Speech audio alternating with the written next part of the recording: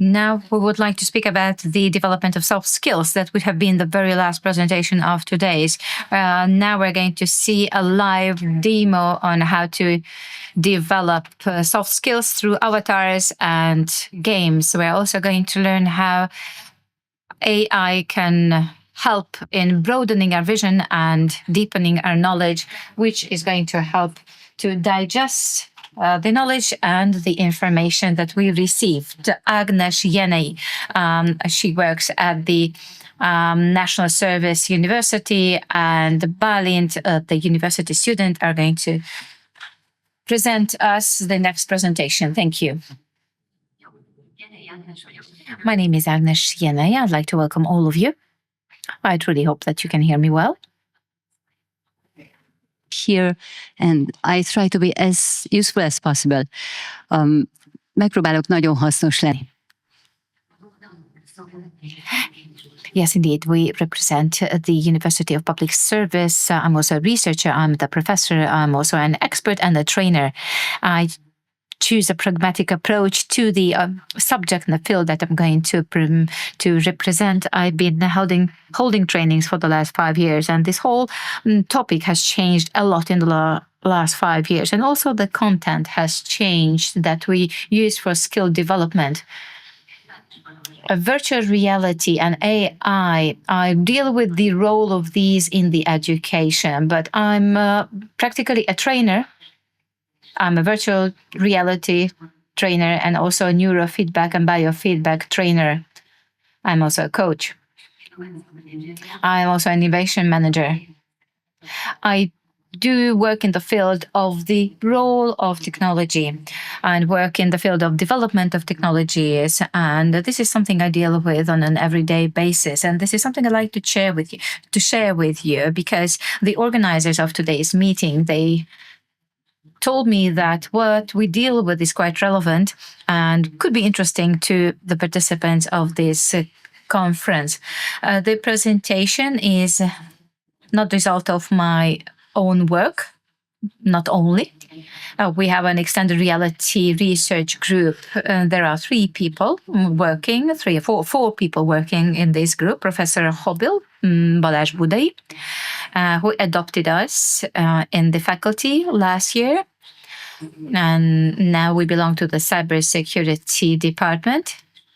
So they also form part of this group, and the founders besides me are Gergely Kovács and his research. He's a research fellow and an expert of VR Institute, and Noémi Császár, she's a clinical psychologist, and she also participates in our investigations and in our researches. Together with Noémi Császár Nagy, we work in the field of virtual reality and the way and the role it plays in easing acute pain. We work with several hospitals, such as Hospital Betesda in Budapest. We also work in other cities of Hungary. There are going to be projects where we help children suffering from burns, suffering from acute pains stemming from diseases, stemming from accidents. We are giving virtual reality glasses to children. They try to help them de-associate from the situation that they are in. So basically, our brain decides where it is depending on what they see and what they sense. So if you've never tried virtual reality, you should try these glasses on. So basically, you put them on and you feel yourself in a completely different environment. So the VR the experience is quite unique, and we are researching the ways of how to use virtual reality in medicine, in treating diseases, in easing pains and complaints. Virtual reality glasses are also used in the oncology department, used for children, and just to free the children from their reality where they feel, where they think that it's all over. And of course, such mentality is not helpful when it comes to treatment and when it comes to trying to survive. These glasses, they help children to relax, and it helps them in a feeling with optimism about the cure. So now I'm going to inform you about our work and how such glasses can assist us. Where we use VR, we use VR in different trainings, pilots, engineers, doctors, law enforcement agents from the end of the 1980s. We use them in the field of soft skill development. This is not a long story in terms of these soft skills. So there are two things that were required. First is the development of technology, while previously we demanded very strong, very potent computers, but they were not helpful in terms of soft skill development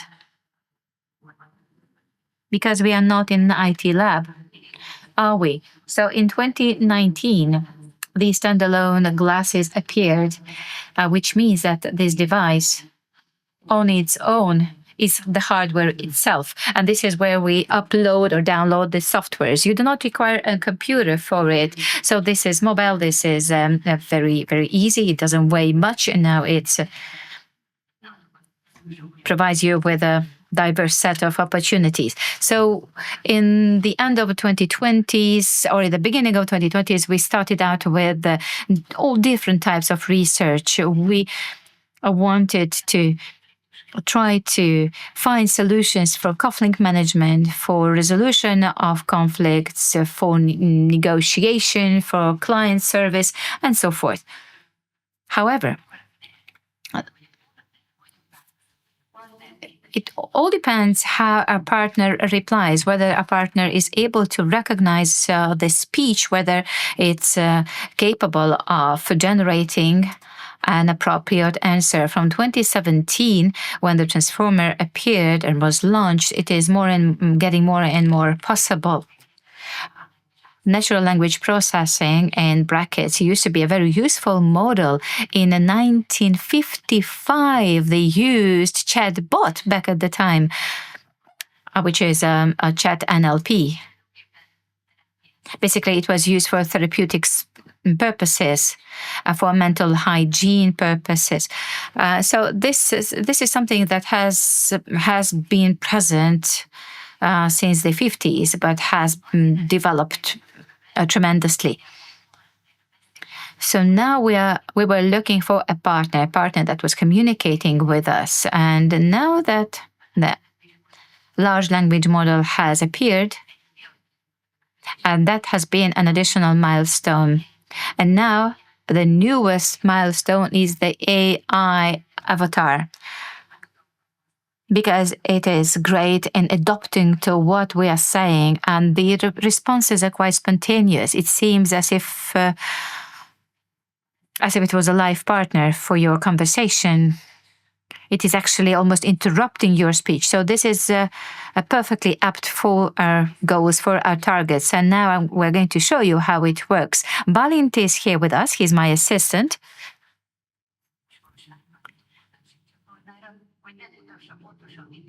And he's going to show you what learning by doing means. Okay, so now we are in our virtual sphere, in our virtual reality. Begin role play. There's going to be some echoing sound, but we'll try our best to reduce the echo. Whatever the avatar says, you can hear in the glasses. So we're going to enable the sound for you to hear. This is, for example, a practice for negotiation. Balint would like to start work at a new organization, at a new company. He is still inexperienced, so he goes to a boss and he would like to stand up for a project. Hi, thank you for taking the time. I have a great idea to share with you. All right, I'm listening. What's the idea? And how do you see it fitting into our current priorities? I think we should buy a new coffee machine for the office.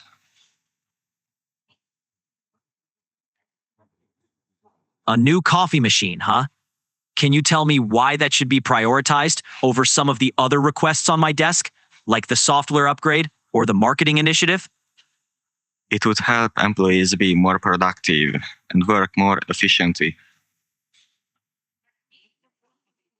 All right, but I need more specifics. How exactly will this increase productivity? And can you show me some concrete evidence or comparisons to justify the investment? I don't have any data with me, but employees are sleepy, and if they want to get a coffee, they would have to go outside to get one, which is a waste of time. I get the point about wasted time, but can you give me an estimate of how much time is actually being lost daily and how that translates into productivity gains if we had a machine in-house? I haven't did any research on that, but I can come back tomorrow if you want. All right, Balint, I appreciate your effort, but without solid data or a clear comparison to other priorities, I'm not convinced. So my answer is no. Let's wrap this up here.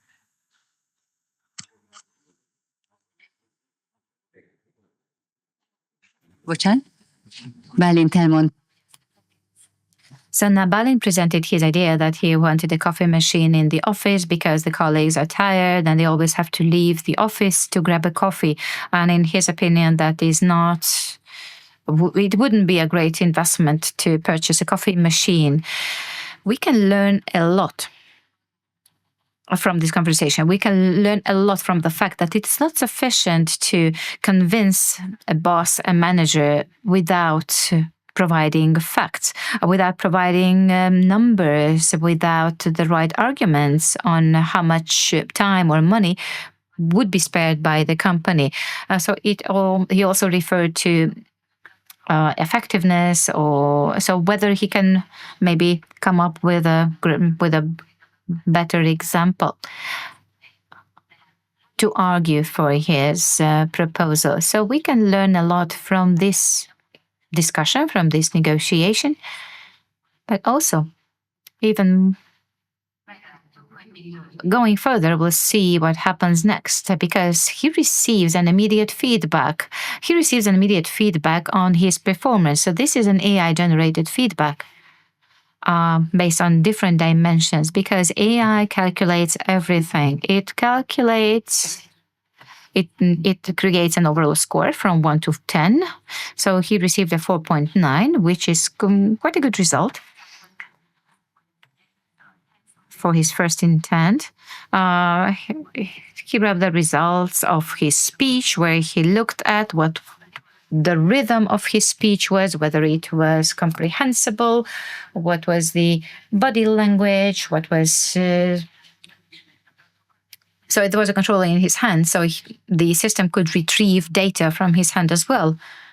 So he could, besides the delivery, he also evaluated, that the system also evaluated the content of his delivery, whether it was logical, comprehensible, whether it was underscored, whether it was well argumented for, whether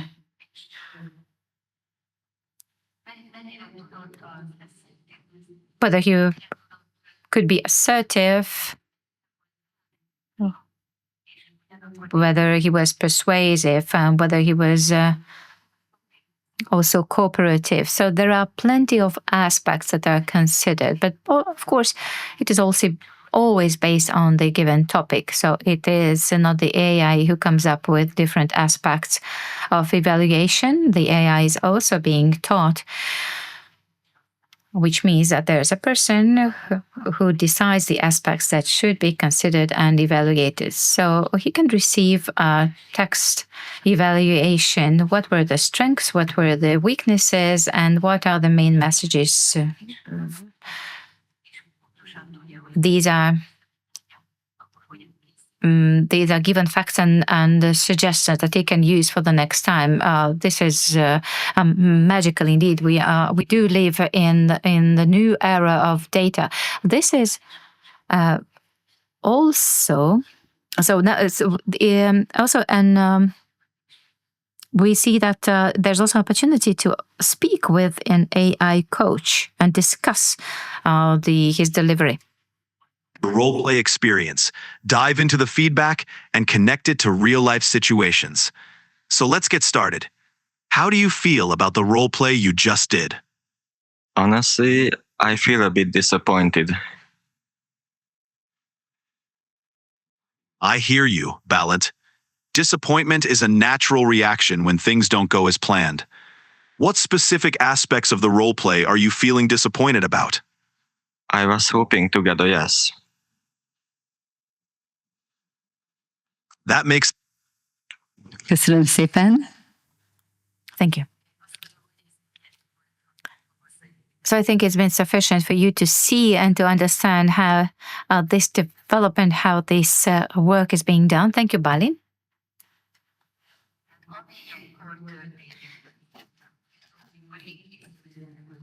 For example, when I was preparing for a meeting, I was told that I was not structured enough. I was also asked about my opinion, whether I was satisfied with my performance and with the results. And when I learned that I wasn't structured enough, I really thought that they were right. And the virtual coach asked me for clarification. So he actually quoted my words because everything is uploaded. And I said, yes, indeed, this is the moment where I wasn't structured enough. So this virtual coach said, okay, let's do a mini role play. And if you want to be more efficient, if you want to be more structured, let's try to do this. Let's try to have a small and short role play and to act in a more structured manner. We tried once, twice, and then 3 times. And then at the end, I was also satisfied with the result. And then when I went back for the meeting, I achieved a higher score. And so this is, and this is a type of an exercise for my students, that after the learning process, they can practice further, because during a training we have role plays with several actors, with 2, 3, or 4 actors, but there's only one situation. So for manager training, the managers do not always want to take risks.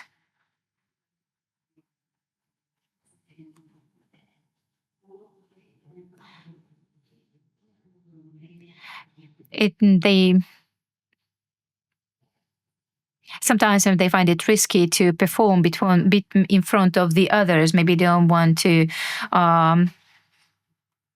This is a safe place for them, and they just don't want to show their weaknesses, and they want to disappoint anyone.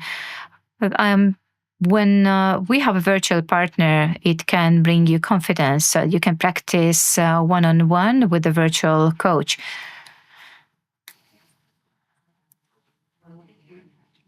We had a real-time interaction, which is quite flexible, and we had an avatar that was adapting to our situation. So why I started working with virtual reality in 2019, there was a huge next generation leader. Education and workshop for the managers, where we compared different types of educational trainings, and it was determined that in a virtual reality, a person cannot focus on anything else, only on the present. So there's maximum attention to the present situation. They cannot look at the lights above, they cannot look at their shoes, and they cannot pay attention to the rain outside. So there's a shorter time for learning, and for this learning becomes intensive. Therefore, we see that this type of learning is much deeper and much more efficient. Also, since the person feels present,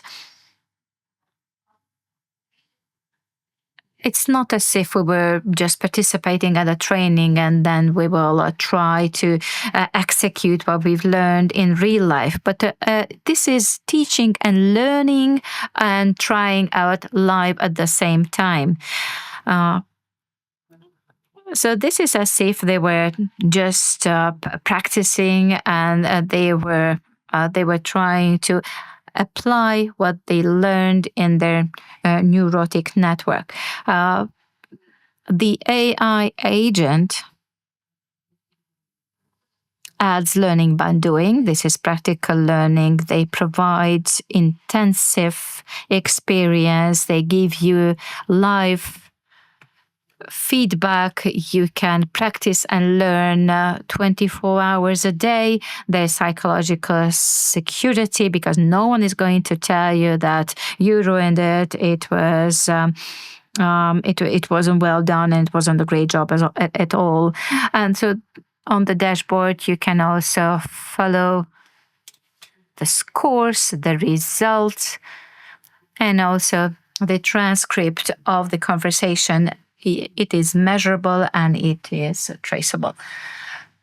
And also you can just monitor the development. I'm sure that there's a new era in soft skill development. While previously we thought it is very difficult to learn different skills, it is very difficult to measure soft skills development. But now what we see are the data to measure soft skill development. The trainer can actually monitor the complexity of these plays, of these role plays or situations. So they can also add to the difficulty of the partner with whom we have the conversation. We can also alter his response and his feedback. So it all depends on the trainer, how the situation is escalated. So you can scale up, scale down the difficulty of the situation. The subscription is quite expensive for 1 or 3 students, but if you have hundreds or thousands of students, it can cost you around 45 euros per year. So this is measurable, and it can be adjusted to you and tailored to your needs, which is wonderful. What are the different fields of application? I don't want to actually promote this company or advertise this company. This is an English company, and they have an accessible platform for universities and students where you can find this role play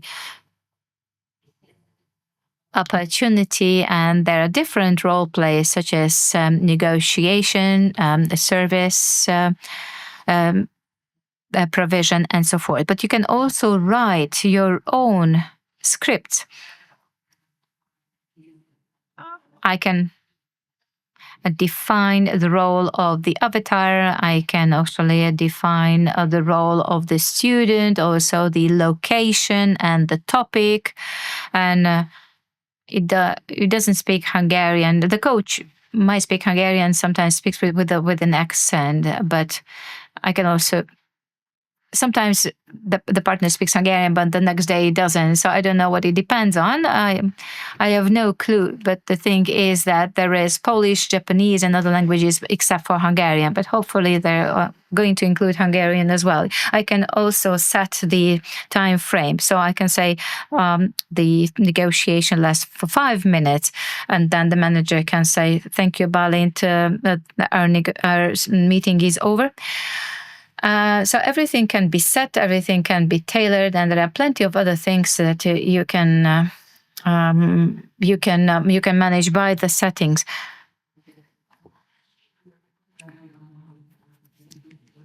Well, for example, there's the lack of inclusive design. So I don't know whether visually impaired or disabled persons can use this VR. Not everybody can use. The subscriptions are quite unflexible as well. These are huge companies that work with such softwares and tools and that developed these tools. And so they put everything into the library and then they say, look, maybe I only want the role players, but role players on their own, they're not for sale. It is as if I went into a bookstore and I could not buy books in separate, but only half of the bookstore. So basically, I need to subscribe for half of the services of this platform, even if I want to use only one of these services. So that's what I mean when I say that subscriptions are quite unflexible. I have no time left, so it'd be great for us to develop our virtual realities, and so it would be even more tailored to our needs. Even some of my students, they don't know what virtual reality is, but still you need to be competent if you want to use the VR and develop it further. And from data protection aspect, the data protection is not ideal either. And in terms of AI, we need to teach the AI what aspects they should evaluate and consider from the work. As for the trends and our future directions and developments, we're not only going to conduct trainings with the help of avatars, but it's only one of the tools in your toolbox. And it would be really convenient to add additional tools to our existing tools. As for the research, although our students enjoy working with our virtual trainers, they can't wait to share their experience and to discuss the results with us, with the live people. So even the younger generation don't think that we can exclude human participation altogether. I mentioned that I was a VR trainer and biofeedback trainer as well, which means that this is a real-time. This is a development based on a real-time measuring where we deal with stress management and so forth. And this has been integrated in medical companies, for example, where the VR glasses, they were, for example, connected with a breathing sensor, and the content can be manipulated. Basically, I can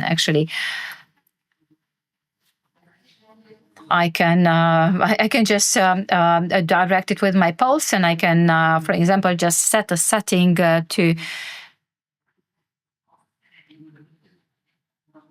try to find an adequate response on behalf of my student with the avatar. And at the same time, I also want to lower the pulse and also the level of the stress. And if it is interconnected via Bluetooth with a watch, and if my pulse is dropping, I receive a feedback, and this is something that I can practice. So this is all I wanted to share with you. I do believe that it is quite extraordinary and very exciting. And this is just a reference, but it is one of the references that we've used and I'm ready to entertain any of your questions. And here are my contact details. Thank you.